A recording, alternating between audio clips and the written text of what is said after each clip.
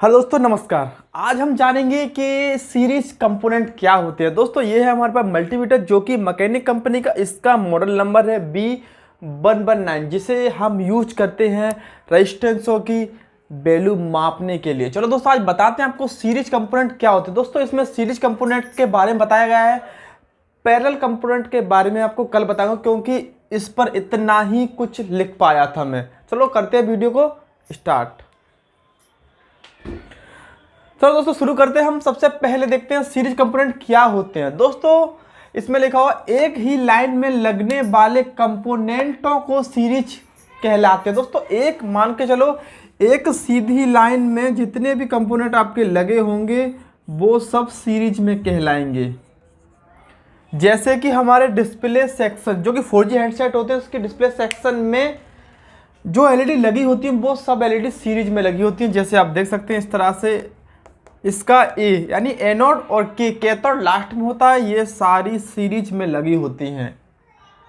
जैसे कि अब हम समझते हैं कि इनको कैसे मापते हैं, इनकी वैल्यू को कैसे पहचानते हैं, और हमारा सीरीज और पैरेलल में कौन कौन से कंपोनेंट लगे रहते हैं मोबाइल की लाइन में। दोस्तों और सीरीज कंपोनेंट से मोबाइल की लाइन में क्या क्या चीज़ हम चेक कर सकते हैं और इसका क्या महत्व है मोबाइल की लाइन में। चलो करते हैं स्टार्ट।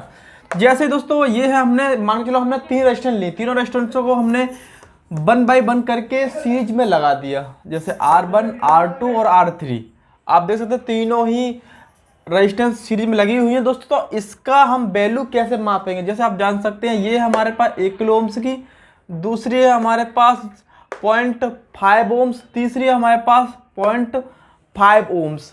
तो हम इन तीनों का कैलकुलेशन करेंगे तो कैसे करें। दोस्तों इसमें क्या है, ये सीरीज में लगे हुए जितने भी कंपोनेंट हैं उनकी वैल्यू आपस में जुड़ जाती है। जैसे कि R1, R2, R3 तीनों की वैल्यू कितनी है, R1 की 1 और R2 की 0.5 और R3 की क्या है 0.5। तो तीनों को हम जोड़ेंगे तो इसका जो रजिस्टेंस निकलेगा वो निकलेगा 2 किलो ओम्स।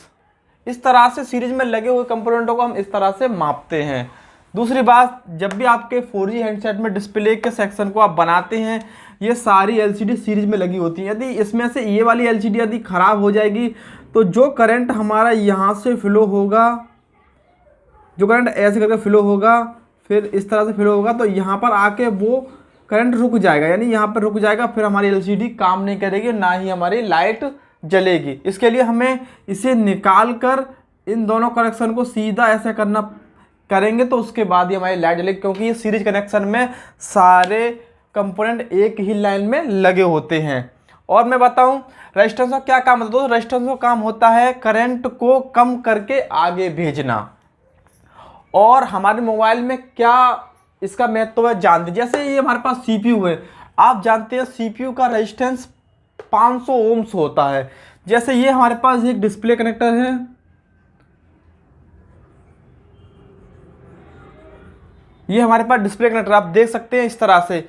यदि आपने यहाँ पर आप मीटर से वैल्यू चेक करते हैं आप डायोड रेंज पे, तो यहाँ पर यदि उसने हमें वैल्यू दिखाई 1500, तो आप कैसे समझ सकते हैं कि 1500 वैल्यू एक्चुअल आके क्यों रही है, क्योंकि आपने यहाँ पे इस वाले पॉइंट पर चेक करी तो यहाँ पर आपको केवल 560 ओम्स की वैल्यू मिल रही है। क्यों? तो इसमें क्या होता है कि CPU का जो वैल्यू होती है वो 500 रीडिंग CPU की होती है, और यदि इसके बीच में अगर 1 किलो ओम्स का रजिस्टर लगा देते तो यहाँ पर हम चेक करेंगे तो हमें 15 ओम्स मिलेंगे। क्यों?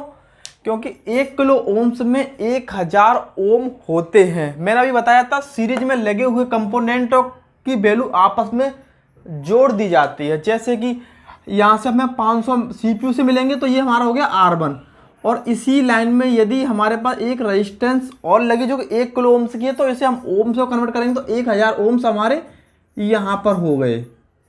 500 ये R1 हो गया, R2। मैंने बताया था कि इनकी सीरीज में ये दोनों देखो एक ही लाइन में लगे हैं ना, तो ये सीरीज में हो गया। सीरीज में लगने वाले कंपोनेंट की वैल्यू आपस में जुड़ जाती है। जैसे कि आप यहाँ देखते हैं R1 कितना है हमारा 500 ओम्स और R2 कितना है हमारा 1000 ओम, तो दोनों को मिला के कितना हो गया 1500 ओम।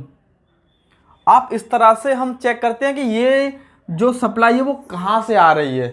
दोस्तों इसी तरह से हम फाइंड कर सकते हैं कि सीरीज कंपोनेंट को हम अपने मोबाइल लाइन में इस तरह से यूज करते हैं, इस तरह से चेक कर सकते हैं कि हाँ ये वाली जो ट्रैक है कहाँ से आ रहा है। यदि आपका सेमेस्ट्री डायग्राम नहीं है तो आप इस तरह से पता कर सकते हैं हाँ कि ये लाइन सीपीयू से आ रही है। जैसे देखें रजिस्टर रख के ये आ रहा है तो सीपीयू का जो रीडिंग होता है वो 500 के करीबन उसका रीडिंग होता है। अब तो आप जान ही चुके होंगे कि हाँ सीपीयू से आने वाली जो रीडिंग होती है वो 500 तकरीबन रीडिंग होती है। दोस्तों इस तरह से ही हमारा सीरीज कंपोनेंट काम करता है। दोस्तों वीडियो कैसी लगी आप कमेंट बॉक्स में जरूर बताना, और कल इसी समय आपको पैरेलल के बारे में बताऊंगा। और दोस्तों इसमें एक और बता देता हूं आपको कि यहाँ से जितना भी हमारा करंट फ्लो होता है, आप जितना रेजिस्टेंस बढ़ाएंगे, जितनी रेजिस्टेंस लगाएंगे उतना हमारा करंट स्लो हो जाता है।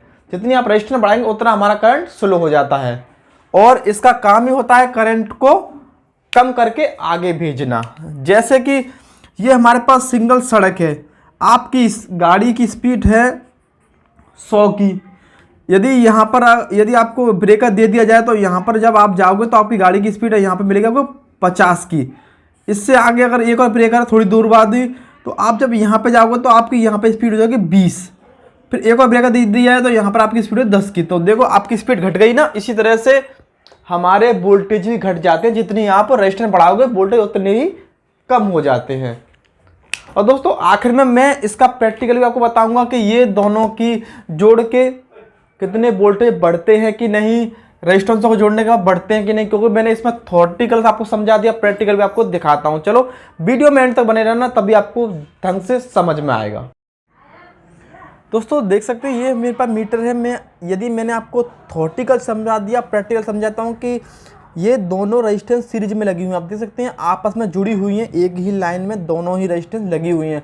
अब चेक करते हैं कि दोनों रेजिस्टेंसों की वैल्यू हम जोड़ते हैं तो दोनों का टोटल मिला के दोनों की वैल्यू एक जैसी आती है कि नहीं। चलो पहले मीटर को हम सेट कर लेते हैं ओम्स की रेंज में। देख सकते हैं आप ये ओम्स की रेंज में सेट है, ये ऑटोमेटिक मीटर है, अपने आप ही किलो ओम्स में आ जाएगा। अभी ये मेगा ओम्स में है। सबसे पहले हम चेक करते हैं एक है, हमारे पास एक की रीडिंग आ रही है 33.1 ओम्स। दोस्तों आपने देखा कि हमारा एक रेजिस्टेंस की वैल्यू कितनी है 33.1 ओम्स। जैसे एक बार आप देख लेते हैं, आप देख सकते 33.1 ओम्स। अब हम दोनों को जब हम चेक करेंगे तो यहाँ पे जो वैल्यू मिली हमें बोली है 6.5, जबकि एक की वैल्यू थी हमारी 3.1। तो दोनों का हम कैलकुलेशन करते हैं तो हमारे पास निकलती है 666। दोस्तों हमारे पास दोनों मिलनी चाहिए आपकी 66, क्योंकि दोस्तों एक की वैल्यू थी हमारी 33, तो दोनों को आप आपस में जोड़ेंगे तो 6 आना चाहिए। दोस्तों देख सकते हैं कि सीरीज में लगे हुए कंपोनेंटों की दोनों की वैल्यू आपस में जुड़ जाती है। दोस्तों इस तरह से सीरीज कंपोनेंट काम करते हैं। वीडियो अच्छी लगे चैनल सब्सक्राइब, वीडियो को लाइक कर लो, ऐसी वीडियो में लाता रहता हूँ।